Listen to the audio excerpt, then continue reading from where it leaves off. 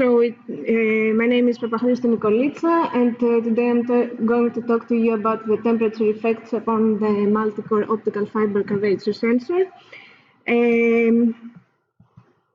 The project that I'm working on is called LAXMI, and it's a collaboration of several universities and companies across Europe. The main objective of the LAXMI project is to measure the flow and the direction of the flow of the sea. The University of Heriot-Watt is fabricating the sensors. They're basically optical fiber sensors here, which they use Fibre Bragg gratings in order to measure the position of a cantilever sensor. There are two different sensors that we are making. The one that I am making is developed with inscription of Fibre Bragg gratings and fan-out device. As you all may know, the Fibre Bragg gratings is a perturbation of the refractive index of the core of the fiber, and when light is coupled in the fiber, small parts of small reflectance is detected. The tracking of the position of this reflection across the spectrum can give information for several aspects, such as the strain on the fiber or the temperature on the environment close to it. So when I'm using the sensor as a strain sensor, so when the fiber is stretched, the peak position of the fiber is increased, while when it's compressed, it's decreased. The Multicore Fibre Curvature sensor is shown here, the cross-section. It has four cores, where they are positioned in a square structure with distance 50 micrometers.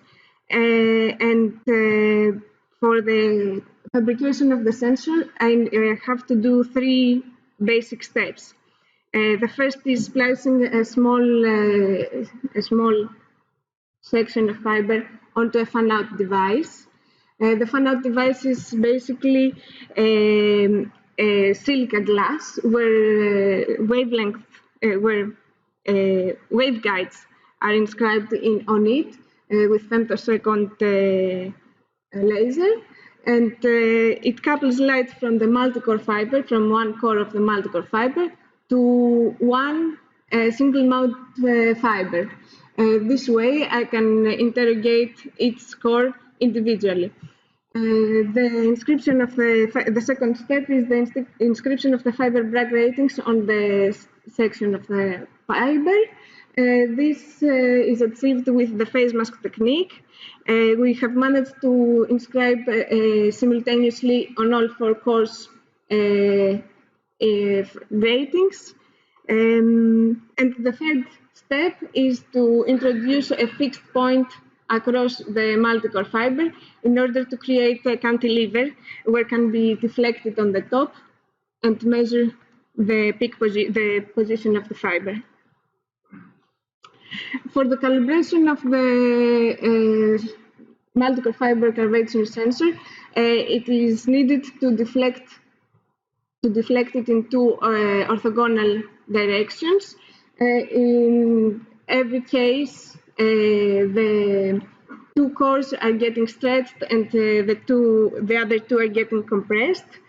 We need at least 3 Fibre Bragg gratings to monitor two-dimensional position of the fiber. The calibration is dependent on the wavelength shift of the Fibre Bragg gratings, the cantilever length, the position of the Fibre Bragg gratings across the fiber, and the core separation between the cores.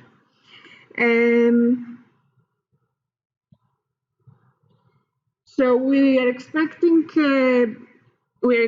since the cores are close to each other, to be equally affected by temperature. This way, by monitoring the wavelength of the Fibre Bragg gratings, the wavelength shift between two cores, the temperature can be eliminated. However, we did displacement of the fiber in a circular motion when the Multicore Fibre Curvature sensor was calibrated at 25.5 degrees, and it was what we were expecting. But when the temperatures changed, we noticed a drift. And again, when we went back to the same temperature, the circular motion was retrieved. This made us consider that there might be something that we haven't taken into account. So we did several experiments. Basically, we enclosed all of our basic parts of the sensors into places where the temperature can be controlled. The first step we did is to measure, to have stable the fan-out device and the Fibre Bragg gratings.